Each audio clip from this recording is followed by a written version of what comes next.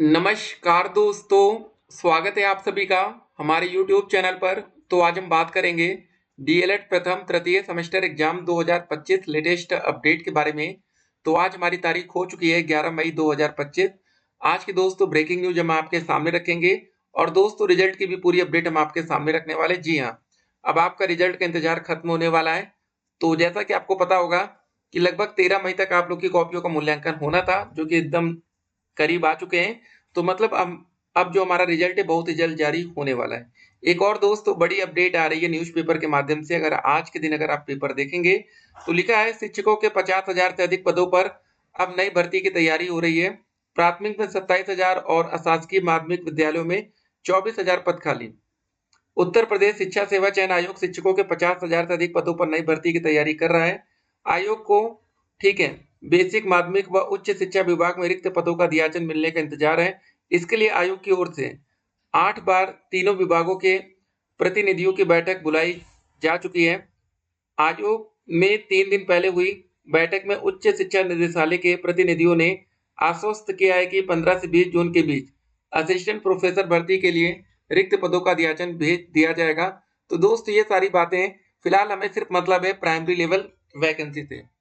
जी हाँ दोस्तों, अगर कोई प्राइमरी लेवल की वैकेंसी आएगी तो उसमें आपको मौका मिलेगा। तो देखते हैं, और यहाँ पर साफ साफ लिखा है कि प्राथमिक में 27,000 पद। प्राथमिक का मतलब होता है 1 से 5, जहां पर दोस्तों सिर्फ डीएलएड छात्रों को मौका मिलेगा। इसके लिए एलिजिबिलिटी क्राइटेरिया क्या होगा? आपका डीएलएड कंप्लीट होना चाहिए, प्लस या तो आपका सीटेट का पेपर 1 क्लियर हो, या तो दोस्तों आपका यूपी टेट का पेपर 1 क्लियर हो।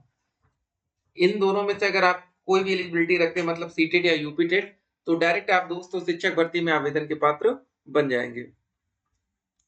उसके बाद देख सकते हैं दोस्तों, शिक्षा का स्तर खराब मिलने पर प्रधानाध्यापक का वेतन रोक दिया गया। चरदा में पढ़ाते मिले अयोग्य शिक्षक, आंगनवाड़ी केंद्र पर 6 से लगा मतलब मिला ताला। तो दोस्तों डीआईओएस की जांच में हुआ खुलासा, अनुपस्थिति पर 2 शिक्षा मित्रों का भी वेतन रोक दिया गया।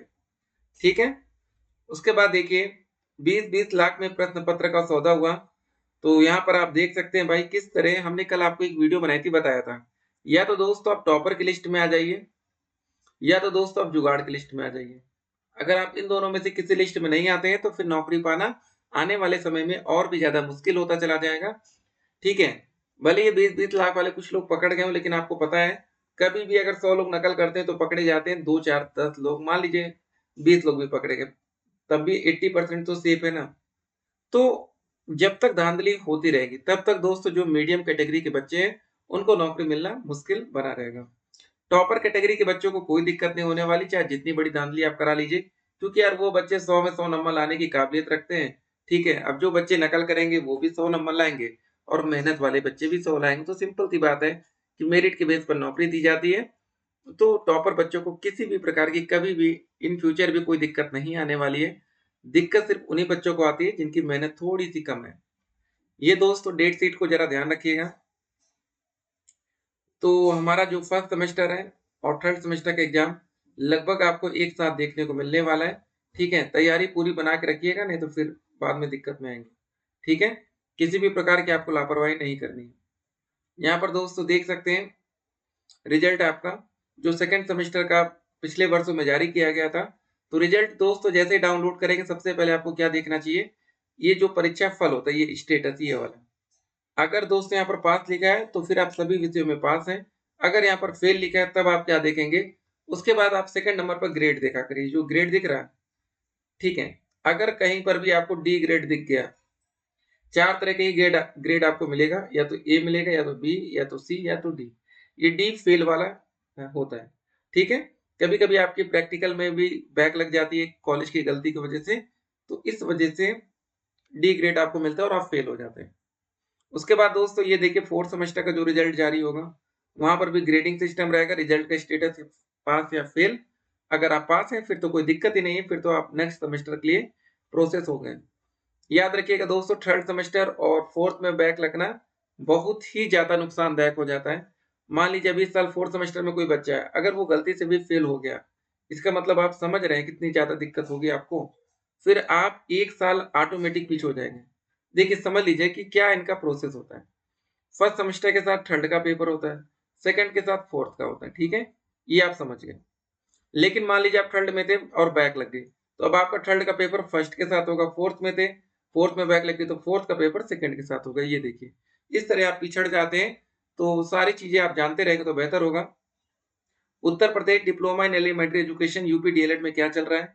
11 मई दिन है, रविवार का समय। यहाँ पर दोस्तों देख सकते हैं, यहाँ पर 29 अप्रैल के बाद और कोई अपडेट नहीं रखी गई, ठीक है। तो लेकिन अब तैयार रहिए दोस्तों, अब ज्यादा इंतजार आपको नहीं करना पड़ेगा। प्रोसेस तेजी से चल रहा है, रिजल्ट की तैयारी हो रही है, क्योंकि उसके बाद स्क्रूटनी का भी फॉर्म आता है। यूपी टेट की ऑफिशियल वेबसाइट देख लीजिए। अगर यूपी टेट का नोटिफिकेशन 2025 में जब भी आएगा, उसके बाद दोस्तों देखिए, शिक्षक भर्ती का जो ग्रुप है ना, वो पूरी तरीके से एक्टिवेट होता है। सी टेट के एग्जाम तो बच्चों को ज्यादा फर्क नहीं पड़ता है, लेकिन यूपी टेट का जब एग्जाम होता है ना, तो बच्चों में एक एनर्जी आती है, एक जोश आ जाता है कि चलो यार, अब तो हम वैकेंसी निकलवा कर रहेंगे। सी टेट का एग्जाम इतनी बार हो गया, किसी भी प्रकार का कोई जोश देखने को नहीं मिला, ठीक है। तो ये सारी चीजें अब आपके सामने है।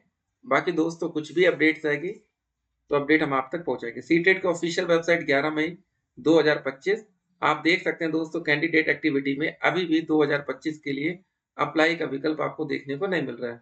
पेपर आपका सीटेट का जुलाई में ही होगा, पेपर में किसी भी प्रकार का कोई डिले नहीं होता है, ठीक है। तो तैयारी में आप लोग लगे रहिएगा। अगर आप सीटेट की तैयारी कर रहे हैं, अगर आप थर्ड सेमेस्टर में, फर्स्ट सेमेस्टर में जो बच्चे 20 साल एडमिशन लिए, वो बच्चे अपना डीएलएड के प्रति फोकस करिए, ठीक है। जो भी समय डीएलएड को दीजिए, जब थर्ड में आप जाएंगे तो आप लोग भी सीटेट के लिए या यूपी टेट के लिए आवेदन करने की सोचिएगा। अभी जल्दबाजी करना बिल्कुल भी सही नहीं है, क्योंकि ये 1000 रुपए में एक आप पेपर दे पाते हैं, पेपर 1 या पेपर 2, 1200 रुपए में आपको दोनों पेपर देने का मौका मिलता है।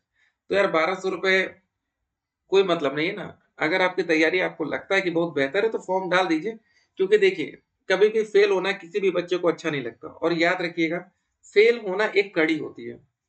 ये दोस्तों हमारा एक्सपीरियंस है। अगर जैसे मान लीजिए फर्स्ट सेमेस्टर में कोई बच्चा मैथ में फेल हो गया, तो जब वो बच्चा बैक पेपर देता है तो पता नहीं क्या होता, अपने आप वो फिर से फेल हो जाता है।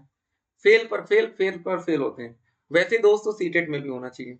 अगर आपको लगता है आपने तैयारी कर ली है काम भर की, तो फॉर्म डालिए। पहली बार में अगर आप पास हो जाएंगे तो यकीन मानिए सेकंड टाइम में अपने आप पास होंगे।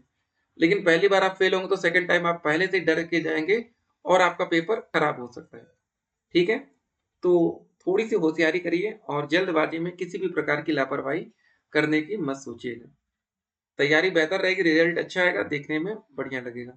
रिजल्ट खराब आएगा, ना तो आपको देखने में अच्छा लगेगा, ना तो आपके पेरेंट्स को, ठीक है।